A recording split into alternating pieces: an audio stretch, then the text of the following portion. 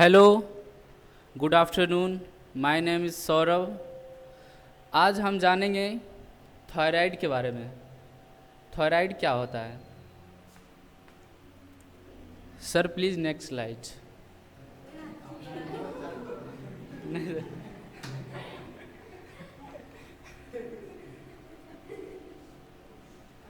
सबसे नहीं sir, ma'am कर लेंगे, है इसमें।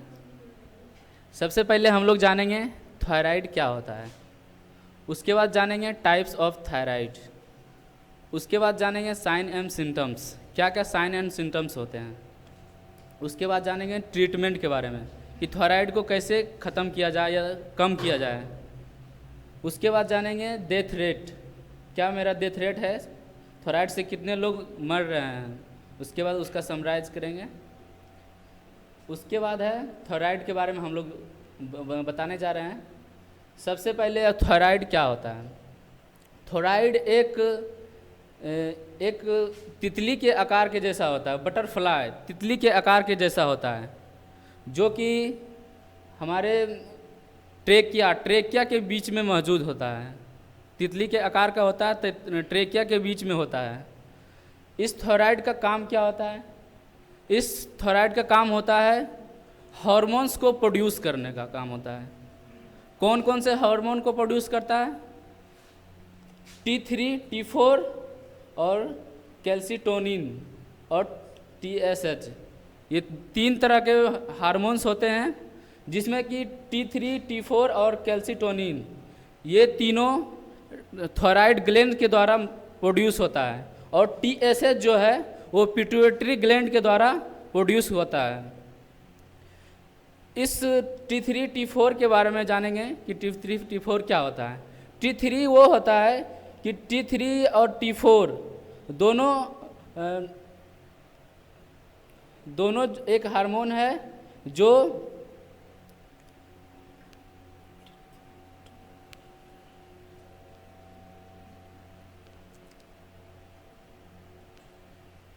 जो कि हमारे शरीर में जो भी एनर्जी है उसको रेगुलेट करता है, कि हमारे शरीर में जो भी हार्मोन एनर्जी है उस T3, T4 एक तरह से उसको मतलब देखभाल करता है। अगर जो T3, T4 हार्मोन हाई हो जाए तो उसमें बहुत तरह के प्रॉब्लम आ सकते हैं।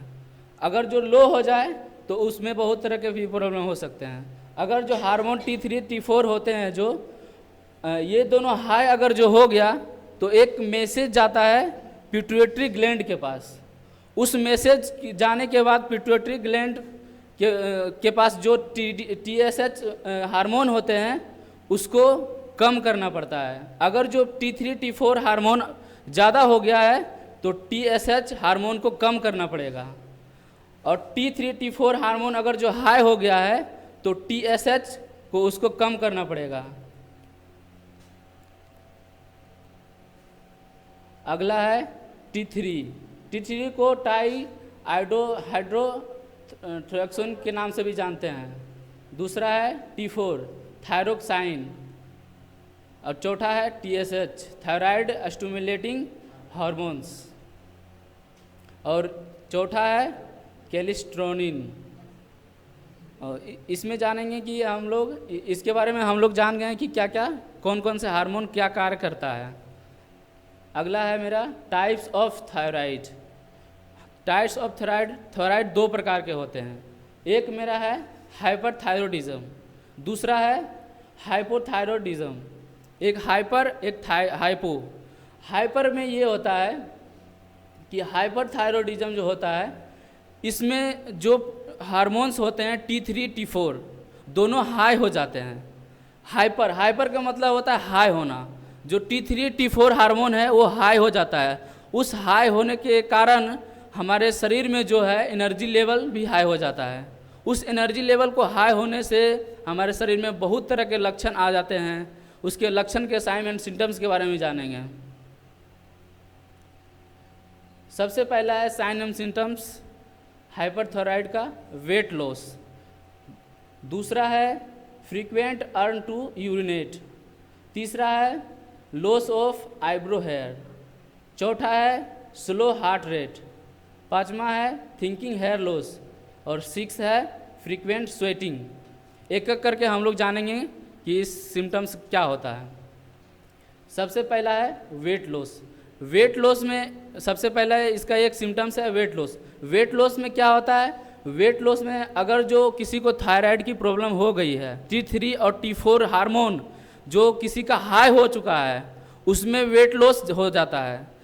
किसी भी आदमी को अगर जो थायराइड की प्रॉब्लम हो तो उसमें सबसे पहला सिम्टम्स है वेट लॉस हो जाता है, वजन कम जाता है। दूसरा है मेरा फ्रीक्वेंट अर्न टू यूरिनेट। इसका मतलब ये है कि उस थायराइड के होने से, हाइपरथायराइडिज्म होने से उसमें टॉयलेट ज़्यादा लगता है, टॉयलेट की बार बार टॉयलेट जाने की समस्या लग जाती है।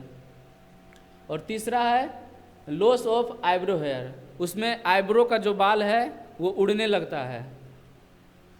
और चौथा है स्लो हार्ट रेट। इसमें हार्ट रेट जो है वो स्लो हो जाता है, धीरे धीरे हार्ट रेट चलता है। अगला है थिंकिंग हेयर लॉस। इसमें बाल भी बहुत ज़्यादा उड़ने लगते हैं, यही एक लक्षण है। और अगला है फ्रीक्वेंट स्वेटिंग। स्वेटिंग मतलब होता है पसीना आना, पसीना बहुत चलता है उसमें अगर जो किसी को हाइपरथायराइडिज्म हुआ है तो हमने क्या क्या डिस्कस किया। सबसे पहले देखा कि वेट लॉस क्या होता है, उसके बाद देखे थे फ्रीक्वेंट अर्ज टू यूरिनेट, उसके बाद देखें लॉस ऑफ आईब्रो हेयर, उसके बाद देखें स्लो हार्ट रेट, उसके बाद देखें थिंकिंग हेयर लॉस और लास्ट है फ्रीक्वेंट स्वेटिंग। अब हम जानेंगे इसका क्या क्या ट्रीटमेंट होता है हाइपरथायराइडिज्म का। पहला है anti thyroid drugs. Anti thyroid drugs के माध्यम से हम हाइपरथायराइडिज्म का इलाज कर सकते हैं। दूसरा है radio active iodine.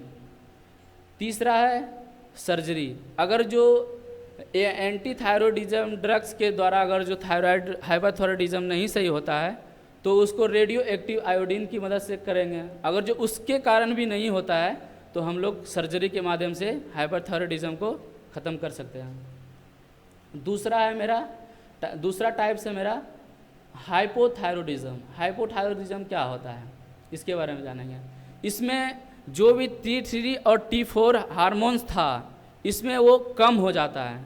Hormone produce thyroid gland जो है वो हार्मोन को प्रोड्यूस करना कम कर देता है, उसी के कारण हाइपोथायराइडिज्म की समस्या आ जाती है। इसका साइन एंड सिम्टम्स क्या है, ऑलवेज टायर्ड, दूसरा है वेट इन इंक्रीज, दूसरा है फीलिंग टू मच कोल्ड, और अगला है joint pain and muscle pain, heavy hair loss, उसके बाद है heavy irregular period. Always tired. Always tired का मतलब ये होता है कि हमेशा थकावट फील करना, हमेशा थकावट लगता है। हाइपोथायराइडिज्म में किसी को हो गया है तो उसमें हमेशा थकावट फील होता है। अगला है वेट इंक्रीज। इसमें मोटापा बढ़ जाता है। जो पतला आदमी है अगर जो हाइपोथायराइडिज्म हो चुका है तो उसमें मोटापा बढ़ जाता है। अगला है फीलिंग टू मच कोल्ड। इसमें बहुत ठंडी लगती है, जितना लगना चाहिए उससे कई ज़्यादा ठंडी इसमें लगती है। हाइपोथायराइडिज्म के लक्षण है ये। अगला है joint pain and muscle pen. इसमें जॉइंट पेन यानी कि जहाँ पे जॉइंट रहता है वहाँ पे पेन होता है और मसल्स में भी पेन होता है। अगला है हैवी हेयर लॉस। इसमें भी बाल बहुत ज़्यादा उड़ते हैं। Heavy regular period. इसमें भी पीरियड बहुत मतलब टाइम से पहले आ जाता है। सबसे पहले देखे थे ऑलवेज टायर्ड, अगला देखे थे वेट इंक्रीज, उसके बाद देखे थे फीलिंग टू मच कोल्ड, फिर देखे थे जॉइंट पेन एंड मसल, अगला हैवी इरेगुलर पीरियड। उसका देखेंगे ट्रीटमेंट क्या होता है। इसको दो तीन तरीके से ट्रीटमेंट किया जा सकता है। पहला है आयुर्वेदिक ट्रीटमेंट। आयुर्वेदिक के द्वारा जो भी ट्रीटमेंट किया जाता है वो आयुर्वेदिक के ट्रीटमेंट में आएगा। दूसरा है हेमोपैथिक मेडिसिन। तीसरा है लीवोथायरोक्साइन। ये एक टैबलेट है जो कि डेली बेसिस पे काम करता है, ये हमेशा खाना पड़ता है जिसको हाइपोथायराइडिज्म की समस्या होती है। अगला है डेथ रेट ऑफ थायराइडिज्म।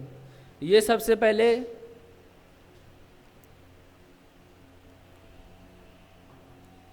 ये 30 इयर्स के जो व्यक्ति रहते हैं उसमें 40.1 मतलब कि इतना परसेंट टारगेट करता है, और 31 से 50 तक के जो भी होते हैं लोग उसमें इतना 40.4 पॉइंट मतलब इतना प्रतिशत उसको टारगेट करता है।